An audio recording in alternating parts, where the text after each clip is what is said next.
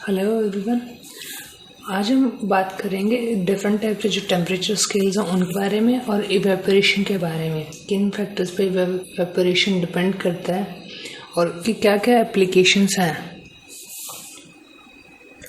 सबसे पहले हम बात करते हैं टेम्परेचर स्केल्स के बारे में। हम यूजुअली हमारे पास जब हमें टेम्परेचर मेजर करना होता है तो उसके लिए हमें कोई ना कोई यूनिट रिक्वायर्ड होती है। अब डायरेक्टली हम जैसे मास है, मास को मेजर करने के लिए हम लोग कहते हैं कि किसी चीज़ का वेट कितना है, इतने किलोग्राम है, उसका मास कितना है, इतने किलोग्राम्स में है। कोई चीज़ क्वांटिटी किसी की मेजर करनी है, लिक्विड की मेजर करते हैं। पानी हमारे पास कितना है, पानी 1 लीटर है, 2 लीटर है, तो लीटर में ऐसे मेजर करते हैं। सिमिलर वे में हमें टेम्परेचर मेजर करने के लिए एक क्वांटिटी चाहिए होती है, एक यूनिट चाहिए होती है। हमारे पास डिफरेंट टाइप्स की यूनिट्स हैं, वेरियस टेम्परेचर स्केल्स हैं जिनके हेल्प से हम करते हैं टेम्परेचर मेजर कर सकते हैं। पहला हमारे पास आता है केल्विन। केल्विन हमारा जो बेसिक स्केल है एसआई सिस्टम का। यूजुअली हम टेम्परेचर मेजर करने के लिए क्या करते हैं, केल्विन स्केल ही यूज़ करते हैं। केल्विन स्केल में टेम्परेचर को डिग्री के से नोट किया जाता है। सेकंड स्केल हमारा है सेल्सियस।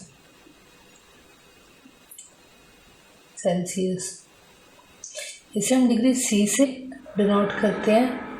सेल्सियस एक्चुअली और कुछ नहीं है, ये आपको पहले आप टर्म यूज़ करते हैं सेंटीग्रेड, उसको फर्दर ये सेल्सियस लिखा गया है। थर्ड आपके पास आता है फ़ारेनहाइट।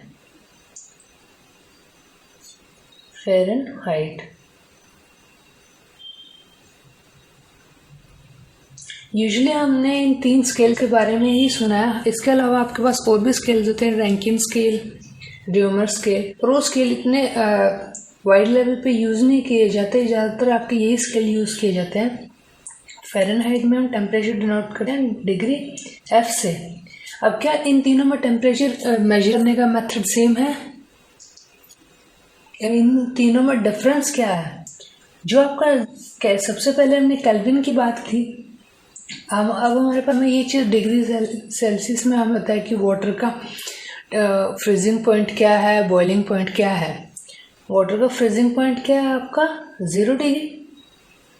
0 डिग्री क्या केल्विन है, सेल्सियस है या फ़ारेनहाइट है? 0 डिग्री सेल्सियस। अभी केल्विन के टर्म्स में क्या था 273। जब केल्विन स्केल पे इसे मेजर किया गया था तो आपके पास टेम्परेचर आया था 273 केल्विन्स। यानी 273 केल्विन किसके इक्वल है? 0 डिग्री सेल्सियस के। तो इन दोनों के इंटर कन्वर्जन क्या है? काफ़ी सिंपल है। जब आप केल्विन स्केल को कन्वर्ट कर रहे हो, केल्विन स्केल में कन्वर्ट करना है आपने डिग्री सेल्सियस को, तो क्या करोगे आप? केल्विन स्केल में कन्वर्ट करने के लिए डिग्री सेल्सियस जो टेम्परेचर होगा आपके पास स्केल में, जो इस सेल्सियस स्केल में आपके पास जो भी टेम्परेचर आएगा उसमें आप क्या करोगे 273 ऐड कर दोगे, तो आपके पास जो भी टेम्परेचर आएगा वो डिग्री केल्विन में आ जाएगा। अब ये दोनों कन्वर्जन तो हो गई। फ़ारेनहाइट, सेल्सियस से फ़ारेनहाइट में क्या कन्वर्ट करोगे? इसके लिए हमारे पास फॉर्मूला होता है डिग्री फ़ारेनहाइट में कन्वर्ट करने के लिए हम क्या कहते हैं C × 9/5 + 32। इस चीज़ के बारे में भी अभी हम बात करेंगे कि ये चीज़ कैसे डिराइव की गई है। इस चीज़ को डिराइव करने के लिए हम यूज़ करें इन जो वाटर के रेफरेंस पॉइंट्स हैं, वाटर का boiling point, freezing point in terms of Fahrenheit scale and Celsius scale, वो चीज़ें यूज़ करके ये फॉर्मूला डिराइव किया गया है। डिग्री एफ आपका यहाँ फ़ारेनहाइट टेम्परेचर को दिखा रहा है और डिग्री सेल्सियस स्केल पे टेम्परेचर जो है उसको दिखा रहा है। अब इस चीज़ को कर लेते हैं कैसे किया जाती है ये चीज़। हमारे पास क्या है फ़ारेनहाइट स्केल की टर्म्स में, in terms of Fahrenheit scale,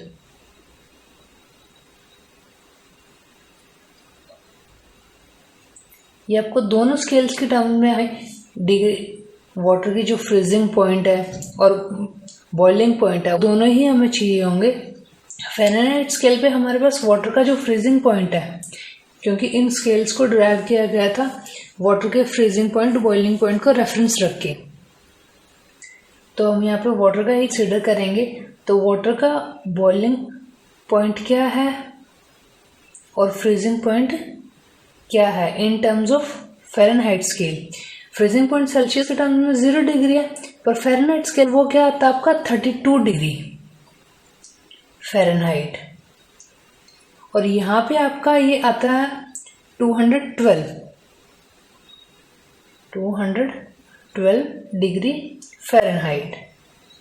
ये चीज़ आ गई आपके पास। अब जब आप Celsius, in terms of Celsius scale की बात करोगे, in terms of Celsius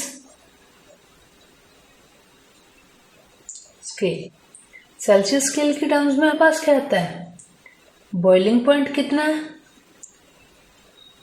100 degree Celsius, और फ्रीजिंग पॉइंट क्या है आपका वाटर का 0 डिग्री सेल्सियस। अब यहाँ पे हमें करना क्या है इस चीज को आगे, इन दोनों का डिफरेंस कितना है हमारे पास, इन दोनों का डिफरेंस आया हमारे पास 180 डिग्री, और इन दोनों का डिफरेंस कितना आया हमारे पास 100 डिग्री। दोनों का डिफरेंस आ गया। अब इन दोनों के डिफरेंस को हम लोग कंपेयर करेंगे, तो आप F/C कीजिए या C/F कीजिए, वो आपके ऊपर डिपेंड करता है। F/C क्या हो गया आपका, फ़ारेनहाइट के टर्म्स में डिफरेंस कितना आया था बॉइलिंग पॉइंट और फ्रीजिंग पॉइंट का 180 डिग्री, डिवाइडेड बाय सेल्सियस के टर्म्स में कितना है डिफरेंस 100 डिग्री। तो ये कितना हो गया आपका 9/5, 29 सा 180, 25 सा 100, तो 9/5 आ गया।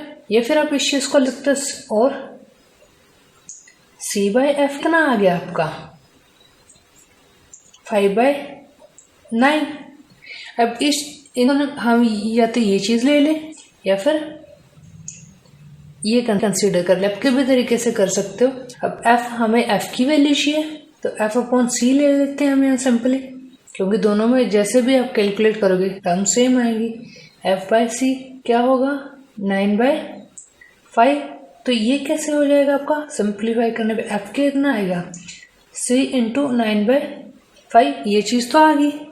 अब आप इस चीज को क्या लिख सकते हो, +0 भी लिखा जाता है। अब यहाँ पे जब ये सारी टर्म्स आपकी सेल्सियस की टर्म है, 0 डिग्री सेल्सियस किसके टर्म में आया आपके पास, अब या यहाँ पे आप ऐसे लिखते हो 0 डिग्री, 0 लिख सकते हो आप। तो 0 जब सेल्सियस करोगे तो दोनों के साथ होगा, तो 0 डिग्री सेल्सियस किसके इक्वल होगा 32 फ़ारेनहाइट के, क्योंकि ओवरऑल आपको टेम्परेचर क्या फ़ारेनहाइट की टर्म्स में। तो आप इस चीज को लिख सकते हो C × 9/5 + 32। तो इस तरीके से आप ये चीज डिराइव कर सकते हो। ये चीज वैसे आपसे एग्जाम में पूछी नहीं जाती है, पर आपकी नॉलेज के लिए एक बार मैंने आपको करवा दिया है। अब देखिए ये कन्वर्जन हमारे पास आ गई। सपोज कीजिए आपको सेल्सियस में टेम्परेचर दिया हुआ है 40 डिग्री, तो यहाँ पे रख देंगे 40 × 9/5 + 32। अब बोर्डमास का रूल तो हमें पता ही है, तो ये कितना आ गया आपका पास 104 क्या है डिग्री F, 104 फ़ारेनहाइट। अब देखिए सेल्सियस में टेम्परेचर कितना कम था और फ़ारेनहाइट में जो कितना ज़्यादा हो गया। अब इसका एक एग्जांपल अपने डेली लाइफ में नोटिस करते हैं, जब भी आप डॉक्टर के पास जाते हैं वो आपको टेम्परेचर आपको फीवर हुआ किस टर्म्स में बताते हैं, यूजुअली आपको फ़ारेनहाइट की टर्म्स में ही आपका जो फीवर है कितना है वो बताते होते हैं। जिसे आपको बोल दिया कि आपको 101 बुखार है, 2 बुखार है, तो वो क्या है फ़ारेनहाइट की टर्म्स में बात करें। तो ये आपके कुछ टेम्परेचर स्केल्स हैं जो टेम्परेचर मेजर करने के लिए यूज करते हैं। अब हम हमारा नेक्स्ट टॉप करते हैं इवेपोरेशन। इवेपोरेशन क्या होता है आपका लिक्विड टू गैस कन्वर्जन। अब एक और चीज हमने रीड आउट की थी, क्या वो क्या थी बॉइलिंग। वो क्या थी? बॉइलिंग। अब बॉइलिंग में भी क्या होता है, आप लोग क्या करते हो, लिक्विड को गैस में कन्वर्ट करते हो। पर दोनों, अब ये दोनों चीज़ें अगर सेम है, लिक्विड को गैस में कन्वर्ट इसमें भी कर रहे हैं, पर वो डिफरेंस क्या था आपके पास? जो आपका इवेपोरेशन है वो क्या किसी भी टेम्परेचर पे हो सकता है, आपका रूम टेम्परेचर पे भी अकर हो सकता है। इवन आपका जो रूम टेम्परेचर है अगर उससे थोड़ा बहुत टेम्परेचर कम भी है कुछ, तो उस पर भी आपका इवेपोरेशन अकर होता है। पर बॉइलिंग अकर होती है आपके कोई भी जो गिवन लिक्विड हुआ उसके बॉइलिंग पॉइंट के ऊपर। तो इवेपोरेशन और बॉइलिंग में डिफरेंस क्या आ जाता है आपके पास? पहला क्या, it occurs at any temperature, at any temperature. Evaporation तो किसी भी टेम्परेचर पे हो जाएगी आपकी। अब विंटर्स में क्या होता है, आपका रूम टेम्परेचर नॉर्मल कम होता है, तो उस टाइम भी आपका क्या इवेपोरेशन हो रही होती है। पर क्या आपके रूम टेम्परेचर पे आपका वाटर कोई और लिक्विड क्या है बॉयल कर सकता है? तो किसी भी लिक्विड को बॉयल करने के लिए क्या चाहिए, सबसे पहले हमें क्या अचीव करना पड़ेगा, उसका बॉइलिंग पॉइंट अचीव करना पड़ेगा। At the boiling point of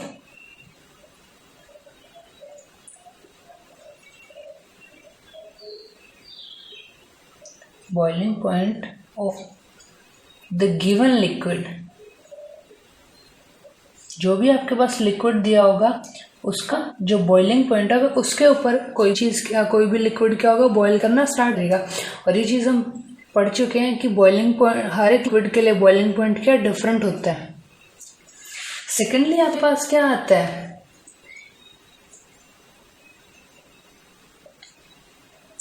secondly क्या है, जब आप इवेपोरेशन की बात करते हो, सपोज कीजिए आपके पास कोई लिक्विड है, हम हमारा जो यूजुअल यूनिवर्स जो लिक्विड कंसीडर कर लेते हैं हम लोग, वाटर सबसे कॉमन है। अब और यही चीज़ हम बॉइलिंग के केस में कंसीडर करेंगे। अब इनमें क्या हो रहा है, इवेपोरेशन केस में क्या होता है, जब आप इस लिक्विड को हीट अप करते हो या सराउंडिंग्स में जो टेम्परेचर है, हमने बात की किसी भी टेम्परेचर हो सकता है, और बॉइलिंग केस पे अटेन हो गया आपकी उसके बॉइलिंग पॉइंट के ऊपर। तो जब इवेपोरेशन की हम बात करते हैं तो इवेपोरेशन के केस में क्या होता है, आपका जो सरफेस पे पार्टिकल्स हैं, जो सरफेस वाले पार्टिकल्स हैं वो पहले इवेपोरेट होंगे, वो पहले गैसेस स्टेट में कन्वर्ट हो गए। जबकि बॉइलिंग के केस में क्या होता है, हमारे पास सरफेस वाला पार्टिकल पहले जा सकता है, जो बिल्कुल बॉटम में पार्टिकल है वो पहले बॉयल होके जा सकता है, मिडल वाला पार्टिकल जा सकता है, अगेन बॉटम वाला जा सकता है, मिडल वाला जा सकता है, सरफेस वाला जा सकता है। इसमें कोई भी पार्टिकल किसी भी टाइम बॉयल होकर क्या हो सकता है, लिक्विड टू गैस में कन्वर्ट हो जाएगा। पर इनके ऑफ इवेपोरेशन क्या होगा, आपका जो सरफेस पार्टिकल्स है पहले वो कन्वर्ट होंगे, देन नेक्स्ट जो आप सरफेस बनेगा वो पार्टिकल्स में कन्वर्ट होंगे, इवेपोरेट हो जाएंगे, आपके लिक्विड से गैस में कन्वर्ट हो जाएंगे। तो इसमें अब बॉइलिंग क्या हो रहा है, बल्क में जा रहे हैं, तो बॉइलिंग को क्या लिख सकते हो, it is a bulk phenomena. क्या है ये, बल्क फिनोमिना। और इवेपोरेशन क्या है आपका, सरफेस फिनोमिना।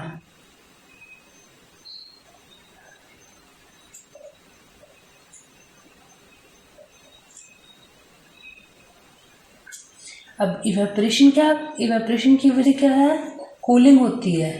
अब ये कूलिंग होती कैसे है, ये चीज़ हम अभी डिस्कस करेंगे। कूलिंग अकर्स, और इसकी वजह से क्या होता है, बॉइलिंग की वजह से जब भी आप कोई लिक्विड बॉईल करते हैं तो उसके आसपास की सराउंडिंग्स क्या हो जाती है, गर्म हो जाती है, हीटअप हो जाती है। तो बॉइलिंग क्या करती है आपकी, it heat up the surroundings, heat up the surroundings.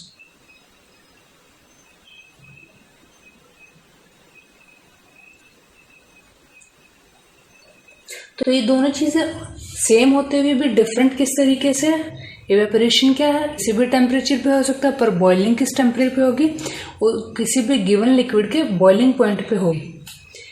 Evaporation क्या है, सरफेस फिनोमेना, क्योंकि इसमें पहले सरफेस के पार्टिकल्स है वही इवेपोरेट होंगे, अब दैट नेक्स्ट पार्टिकल इवेपोरेट होंगे। जबकि बॉइलिंग में क्या है, जो पार्टिकल्स है बल्क में बॉइल होते हैं, बल्क में जाकर वो क्या होते हैं, लिक्विड से गैस में कन्वर्ट होते हैं आपके। और इवेपोरेशन की वजह से कूलिंग अगर होती है, और बॉइलिंग की वजह से क्या, जो सराउंडिंग्स है वो हीट अप हो जाती है। अब कूलिंग कैसे अक्कर होती है इवेपोरेशन से, और इवेपोरेशन किन फैक्टर्स पर डिपेंड होता है, अब उनके बारे में डिस्कस करते हैं। अब हम बात करते हैं कि इवेपोरेशन कूलिंग कैसे होता है। हमारे पास कोई भी लिक्विड है, किसी भी टाइप का आप लिक्विड ले सकते हो, वो क्या करता है, वो लिक्विड या तो अपने आसपास के जो सराउंडिंग्स होंगी उनसे, या जिस बॉडी सोर्स के ऊपर वो लिक्विड प्रेजेंट है वो क्या करेगा, हीट लेगा। तो वो हीट लेकर क्या होगा, जो लिक्विड है आपका हीटअप होएगा और क्या होगा, इवेपोरेट हो जाएगा। अब वो हीट है आपके उस बॉडी सोर्स से गई है या फिर सराउंडिंग से गई है, वो क्या रही है, सराउंडिंग्स का टेम्परेचर उसकी वजह से क्या हो रहा है, टेम्परेचर क्या कर रहा है सराउंडिंग्स का या बॉडी सोर्स का, डिक्रीज कर रहा है। तो टेम्परेचर डिक्रीज करने की वजह से क्या हो जाएगा, जो सराउंडिंग्स है, जो बॉडी सोर्स है आपका, वो क्या हो जाएगा, कूल डाउन हो जाएगा, ठंडा हो जाएगा आपके पास। तो इस तरीके से इवेपोरेशन क्या करता है, कूलिंग करता है। इस चीज़ को एक बार दोबारा करते हैं। जो लिक्विड होगा वो क्या करेगा, आपका सराउंडिंग से या बॉडी सोर्स से हीट लेगा और इवेपोरेट हो जाएगा। इवेपोरेट हो गया, उसके बाद उसका साइमल्टेनियस इफेक्ट क्या आ रहा है आपके पास, कि जो सराउंडिंग से या बॉडी सोर्स है टेम्परेचर कम होने की वजह से क्या हो रहे हैं, ठंडे हो रहे हैं। तो इस तरीके से इवेपोरेशन कूलिंग कॉज करता है। अब आपके पास कुछ क्वेश्चंस आते हैं, जैसे कि हम लोग गर्मियों में कॉटन क्लॉथ्स क्यों डालते हैं as compare to other fabric. इसका रीज़न क्या है, कॉटन क्लॉथ्स क्या करते हैं आपके, जो आप स्वेटिंग है या आपका बॉडी से जो पानी है वो क्या करते हैं, आसानी से अब्जॉर्व कर लेते हैं। जो स्वेटिंग की फॉर्म में था, हम उसकी बात कर रहे हैं। तो अब इसमें क्या होता है, अब जब आपकी बॉडी से स्वेटिंग होती है तो कॉटन क्लॉथ्स उस स्वेट को तो अब्जॉर्व कर लेंगे। अब वो स्वेट कपड़ा तो आपने ही डाला हुआ है, तो वो जो स्वेट वेपर, स्वेट ड्रॉपलेट्स हैं, वो क्या करेगी, आपकी बॉडी से हीट लेंगी या सराउंडिंग से हीट लेंगी। अब यहाँ पे सराउंडिंग से लेंगे तो सराउंडिंग कूल डाउन होगी, पर उस टाइम ये क्या कर रही है, आपकी बॉडी से हीट लेंगी। जो आपकी स्वेट ड्रॉपलेट्स होंगे आपकी बॉडी से हीट लेंगी और क्या हो जाएंगे, इवेपोरेट हो जाएंगी। इवेपोरेट हो गई।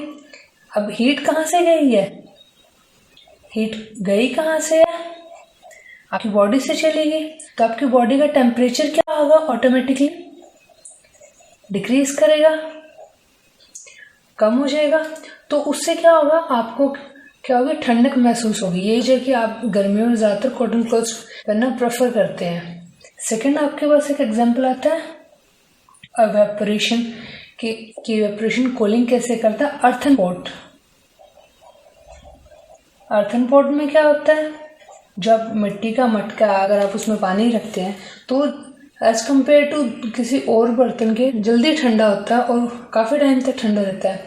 उसकी वजह क्या है, अर्थन पॉट में क्या, छोटे छोटे पोर्स होते हैं, छोटे छोटे पोर्स होते हैं। उन पोर्स से पानी क्या है, इवेपोरेट होता रहता है हल्का हल्का। तो इवेपोरेशन की वजह से क्या हो जाएगा, जो हीट कहाँ से गई उसमें, इवेपोरेशन की वजह से तो हमारे पास कूलिंग आ जाएगी। हीट का जो आपने पानी उसमें डाला है अर्थन पॉट के अंदर, तो वो उस पानी से हीट लेगा और उन पोर्स के थ्रू क्या हो जाएगा, इवेपोरेट हो जाएगा। आपके पास बचेगा क्या, जो उसके अंदर पानी क्या होगा, आपका ठंडा रह जाएगा। सिमिलर वे में आपने एक और एग्जाम्पल देखा होगा। यूजुअली क्या होता है, आप एक ठंडे पानी का ग्लास लीजिए, उसके ऊपर आप कुछ देर आप उसको नॉर्मली ऐसे ही बाहर रख दीजिए, बॉटल लीजिए फ्रिज से निकाल के बाहर रख दीजिए उसको। कुछ टाइम बाद आप क्या देखते हो, उसके ऊपर छोटे छोटे वाटर ड्रॉपलेट्स होते हैं। वो वाटर ड्रॉपलेट्स किस वजह से आते हैं, अब हम यहाँ कर क्या, इवेपोरेशन कैसे होता है, कूलिंग होती है, तो वही कंसेप्ट यहाँ अप्लाई होगा हमारा वाटर ड्रॉपलेट्स के केस में on the glass of cold water. यही चीज आपकी इस केस में होगी। जो अब वो कहाँ से आई आपके, अब पानी तो गया नहीं आपका ग्लास से या बोतल से, तो फिर वहां पे वाटर ड्रॉपलेट्स कहाँ से आए। अब ये चीज हमें पता है आपके एयर में भी क्या है, वाटर ड्रॉपलेट्स होते हैं। तो जो ग्लास की सराउंडिंग्स क्या है, जो ग्लास था आपका उसकी सराउंडिंग्स क्या है, ठंडी है। तो आसपास की जो वाटर ड्रॉपलेट्स थी वो सराउंडिंग्स में जो प्रेजेंट थी वो क्या कंडेंस हो जाती हैं, और क्योंकि टेम्परेचर लो है, हमने एक प्रोसेस पढ़ा था अभी कंडेंसेशन में क्या होता है, गैस किस में कन्वर्ट हो जाती है, लिक्विड में कन्वर्ट होती है, वो आपके वेपर्स की फॉर्म में प्रेजेंट होती है वाटर ड्रॉपलेट्स आपकी एयर। तो वो वेपर्स क्या है, टेम्परेचर कम होने की वजह से क्या है, ग्लास के बाहर कंडेंस हो जाते हैं, इकट्ठे हो जाते हैं। और यही वजह है कि आपको जब आप ठंडे पानी की बोतल, ग्लास जो भी आप बाहर रखते हो तो उसके ऊपर वाटर ड्रॉपलेट्स आपको दिखाई देते हैं। अब इवेपोरेशन डिपेंड किन फैक्टर्स पे करता है, कौन से फैक्टर्स हैं जो रेट ऑफ इवेपोरेशन को अफेक्ट करते हैं, उनके बारे में देखते हैं। अब जब हमने इवेपोरेशन के बारे में पढ़ा था तो वो किन किन क्या प्रॉपर्टीज से आ रही थी उसकी इवेपोरेशन के बारे में। पहला था कि टेम्परेचर किसी भी टेम्परेचर पर अकर होता है। अब हमारे पास एक फैक्टर आ गया टेम्परेचर। अब टेम्परेचर को इंक्रीज या डिक्रीज जब करेंगे तो उसका क्या होगा, जब आप टेम्परेचर को इंक्रीज करोगे, टेम्परेचर क्या कर रहा है आपका, इंक्रीज कर रहा है, तो रेट ऑफ इवेपोरेशन क्या होगा, इंक्रीज होगा, क्योंकि उस लिक्विड को उतनी ज्यादा ही आपकी हीट मिल रही होगी और वो उतनी जल्दी उसका सरफेस के जो पार्टिकल्स हैं वो क्या होंगे, उतनी जल्दी इवेपोरेट हो जाएंगे। देन नेक्स्ट सरफेस बनेगा आपका, नेक्स्ट सरफेस भी इवेपोरेट हो जाएगा। तो जितना ज्यादा आप टेम्परेचर इंक्रीज करोगे उतना ही रेट ऑफ इवेपोरेशन क्या होगा, इंक्रीज करेगा। इंक्रीज क्या होगा आपका, rate of evaporation. Second property क्या थी हमारे पास, इवेपोरेशन क्या, सरफेस फिनोमेना। आपका क्या था, सरफेस फिनोमेना, यानी जितना ज्यादा आप सरफेस एरिया दोगे, जितना ज्यादा आपका सरफेस एरिया होगा आपने प्रोवाइड किया होगा, उतना ज्यादा होगा रेट ऑफ इवेपोरेशन होगा। सिमिलर वे तो हम कंक्लूड कर सकते हैं कि आप अगर आप सरफेस एरिया इंक्रीज करोगे, सरफेस एरिया अगर आपका इंक्रीज हुआ तो क्या होगा, रेट ऑफ इवेपोरेशन भी क्या होगा, rate of evaporation will also increase.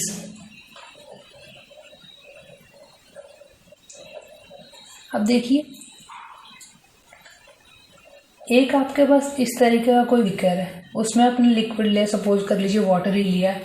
एक कुछ तरीके का बीकर है आपके पास, कंटेनर है, उसमें भी आपने लिक्विड ले लिया, वाटर सेम ले लेते हैं हम लोग। अब जब आप इसमें बात करोगे, सरफेस एरिया किसके ज्यादा है, ये बीकर ए, ये बी, किस केस में सरफेस एरिया ज्यादा है हमारे पास, बी के केस में। तो जब आप इस ऑब्जर्वेशन रिकॉर्ड करेंगे हम लोग, तो हमारे पास क्या रिजल्ट आएगा कि जो बी में आपका लिक्विड था वो क्या है, जल्दी इवेपोरेट हुआ एज कम्पेयर टू ए। तो ये चीज आपकी प्रूफ कर देगी कि जो जितना ज्यादा फेस एरिया इंक्रीज करोगे उतना ही ज्यादा क्या होगा, आपका रेट ऑफ इवेपोरेशन क्या करेगा, इंक्रीज करेगा। थर्ड फैक्टर हमारे पास आता है विंड स्पीड। विंड स्पीड, अब विंड स्पीड कैसे अफेक्ट करेगी, क्योंकि हमारे पास जब हमने इवेपोरेशन के बारे में पढ़ा तो वहां तो हमारे पास विंड का कोई रोल आ ही नहीं रहा था, पर विंड स्पीड, विंड कैसे रोल प्ले करती है। अब ये चीज हमें पता है, हमारे जो एयर है उसके अंदर क्या है, वाटर प्रेजेंट है, वेपर्स फॉर्म में ऑलरेडी प्रेजेंट होता है। अब किसी एयर क्या करेगी, जो वाटर वेपर्स वहां पे प्रेजेंट है उनको क्या करेगी, अपने मूव करा देगी। तो जो भी आपकी वहां पे वाटर बॉडी होगी जो उससे इवेपोरेशन हो रही है, इवेपोरेशन होकर जो वेपर्स एटमॉस्फेयर में जा रहे हैं वो एक प्लेस से दूसरे प्लेस पर चले गए। अगेन अब वहाँ पे दूसरों के लिए जो स्पेस बन गया, दूसरे वेपर्स के जाने के लिए स्पेस बन गया, तो वो वहाँ चले जाएंगे, इवेपोरेशन के लिए जगह होगी आपके पास। तो विंड स्पीड इस तरीके से करेगी। इसको सिंपल वर्ड्स में करते हैं हम लोग। सपोज कीजिए आपको एक क्लासरूम में 30 to 40 स्टूडेंट्स भेजने हैं, आपने भेज दिए। उस रूम की कैपेसिटी उतनी है कि 30 से 40 स्टूडेंट्स उसमें आसानी से आ जाएंगे। अब जब अगर आपको उसमें और ऐड ऑन करने हैं स्टूडेंट्स, आपको बोला कि आपको उसमें 50 स्टूडेंट्स को डालना है, 10 और नए स्टूडेंट्स आपको उस रूम में भेजने हैं, तो वो क्या जाएंगे, आपके पास एक ही मेथड है। आप उसमें कुछ पुराने स्टूडेंट्स को रिमूव कर दीजिए और 10 नए वहां पे इंट्रोड्यूस दीजिए। तो हमने यहाँ पे क्या किया, पहले उन 10 स्टूडेंट्स के लिए हमने स्पेस खाली किया, उसके बाद वो जो पुराने थे वो वहां से चले, उन्हें हटाया वहां से और नए स्टूडेंट्स को वहां एंटर करवाया। तो यही काम विंड स्पीड का हो रहा है यहाँ पे। विंड क्या करेगी, आपकी वाटर वेपर्स को अपने साथ ले जाएगी। अब विंड की स्पीड कैसे मैं कर रही है, जितनी ज्यादा स्पीड होगी अपने साथ वो उतनी जल्दी क्या करेगी, वाटर वेपर्स को लेकर जाएगी, और उतनी जल्दी क्या होगा, आपका इवेपोरेशन का फिनोमेना अकर होगा। तो इस तरीके से जब आप विंड स्पीड को इंक्रीज करते हो, जितनी ज्यादा आपकी विंड स्पीड होगी तो उतना ही ज्यादा क्या होगा, आपका रेट ऑफ इवेपोरेशन होगा। तो ये 3 फैक्टर्स हमारे पास आए, टेम्परेचर, सरफेस एरिया और विंड स्पीड। इन तीनों जब आप इंक्रीज करते हो तो आपके पास रेट ऑफ इवेपोरेशन भी क्या करता है, इंक्रीज करता है। अब आपके पास एक 4th फैक्टर आता है, ह्यूमिडिटी। ह्यूमिडिटी क्या होती है, पहले तो ये पता होना चाहिए। ह्यूमिडिटी होती है हमारी amount of water vapours in the air, जो आपकी हवा में कितने वाटर वेपर्स प्रेजेंट है उसको हम बोलते हैं ह्यूमिडिटी। अब यहाँ पे हमने एक एग्जांपल किया था कि क्लास में 30 to 40 स्टूडेंट्स की कैपेसिटी है, वहाँ उतने चले गए, क्या वहाँ और स्टूडेंट्स हम ऐड करते हैं, नहीं कर सकते जब तक उन पुराना को वहाँ से हटाया ना जाए। तो ह्यूमिडिटी कुछ इस तरीके से ही काम करती है। आपकी एयर में वाटर वेपर्स प्रेजेंट होते हैं, जितने ज्यादा वाटर वेपर्स प्रेजेंट होंगे वो एयर उतनी ज्यादा क्या होगी, ह्यूमिड होगी आपकी, यानी उसमें ह्यूमिडिटी ज्यादा होगी, उतने ज्यादा वाटर वेपर्स होंगे। अब कोई लिक्विड है, सरफेस से आपके पार्टिकल्स हैं, इवेपोरेट हो गए। इवेपोरेट होने के बाद क्या हुआ, अब ये इस एटमॉस्फेयर में कब जाएंगे, इवेपोरेट कब होंगे, जब यहाँ पे उनके जाने के लिए जगह होगी। अब यहाँ 30 to 40 स्टूडेंट्स की कैपेसिटी है, 40 स्टूडेंट्स सपोज कर लिए 40 की कैपेसिटी है। अब 40 तो यहाँ चले गए हमारे पास, और क्या आप क्या इसमें और स्टूडेंट भेज सकते हैं, नहीं भेज सकते। तो जब तक आप इनको यहाँ से नहीं हटाओगे, ये यहाँ से नहीं, या यहाँ पे स्टूडेंट की डेफिशिएंसी नहीं होगी, कम नहीं होगी, तब तक क्या और वो स्टूडेंट्स इस रूम में नहीं आ सकते। सिमिलर वे में ये चीज हमारे साथ ह्यूमिडिटी के केस में होगी। जितने ज्यादा आपके आसपास के सराउंडिंग्स क्या ह्यूमिड होंगे, यानी वाटर वेपर्स उसमें जितने ज्यादा प्रेजेंट होंगे, रेट ऑफ इवेपोरेशन क्या होगा, उतना ही कम होगा। तो जितनी ज्यादा आपकी ह्यूमिडिटी होगी, अगर आप ह्यूमिडिटी को इंक्रीज करोगे तो आपका रेट ऑफ इवेपोरेशन क्या होगा, रेट ऑफ इवेपोरेशन क्या करेगा, डिक्रीज करेगा। और इसका रिवर्स हो जाएगा, अगर आप ह्यूमिडिटी को डिक्रीज कर दोगे तो आपका रेट ऑफ इवेपोरेशन क्या हो जाएगा, इंक्रीज करेगा। तो ये कुछ फैक्टर्स थे जो आपके अफेक्ट करते हैं रेट ऑफ इवेपोरेशन को। टेम्परेचर, फेस एरिया और विंड स्पीड, इन तीनों के इंक्रीज करने पे, अगर हम इन तीनों को इंक्रीज करते हैं तो हमारा रेट ऑफ इवेपोरेशन भी क्या करता है, इंक्रीज करता है। और ह्यूमिडिटी के केस में उल्टा हो जाता है, ह्यूमिडिटी इंक्रीज करेगी तो रेट ऑफ इवेपोरेशन डिक्रीज करेगा, ह्यूमिडिटी डिक्रीज होगी तो रेट ऑफ इवेपोरेशन इंक्रीज होगा। अब ये थे हमारे पास इवेपोरेशन कूलिंग कैसे करता है, इवेपोरेशन के कुछ एग्जांपल्स जो आपके डेली लाइफ में प्रैक्टिकली होते हैं, और कुछ ये फैक्टर्स जिनके ऊपर इवेपोरेशन डिपेंड करता है। अब हम बात करते हैं लेटेंट हीट के बारे में। लेटेंट का मतलब होता है हमारे पास हिडन। अब लेटेंट हीट होती क्या है, जब आप हम लोगों ने मेल्टिंग पॉइंट के बारे में पढ़ा, बॉइलिंग पॉइंट के बारे में पढ़ा है। जब आप किसी सॉलिड को या लिक्विड को मेल्ट करना या बॉईल करना स्टार्ट करते हो तो क्या होता है, मेल्टिंग पॉइंट किसको बोलते हैं हम लोग? जिस टेम्परेचर पे क्या करता है वो सॉलिड क्या करता है, मेल्ट करना स्टार्ट कर देता है।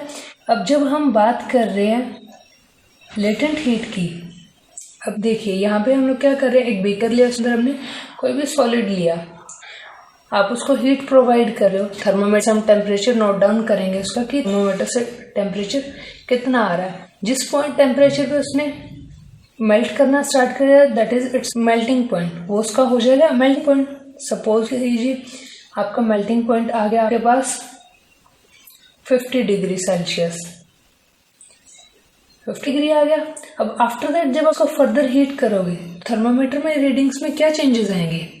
कोई चेंज नहीं आएगा।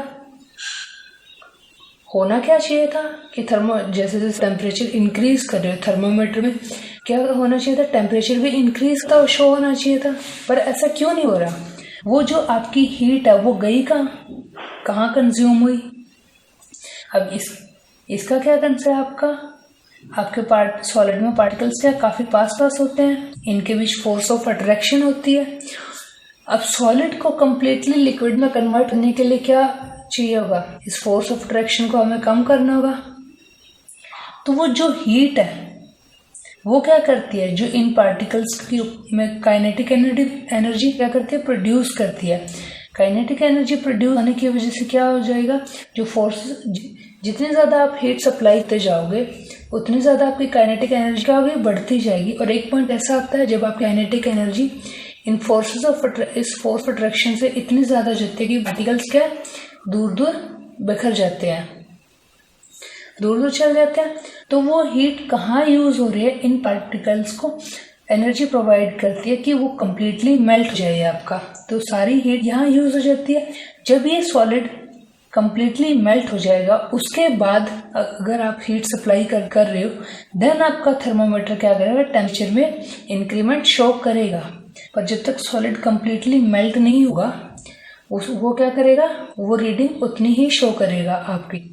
तो इस हीट को जो हीट इस चीज को कन्वर्ट करने में लगी, आपकी सॉलिड को कंप्लीटली मेल्ट करने में लगी, उसे क्या बोलेंगे, लेटेंट हीट। अब लेटेंट हीट क्या दो टाइप की होती है आपकी, latent heat of vaporisation, latent heat of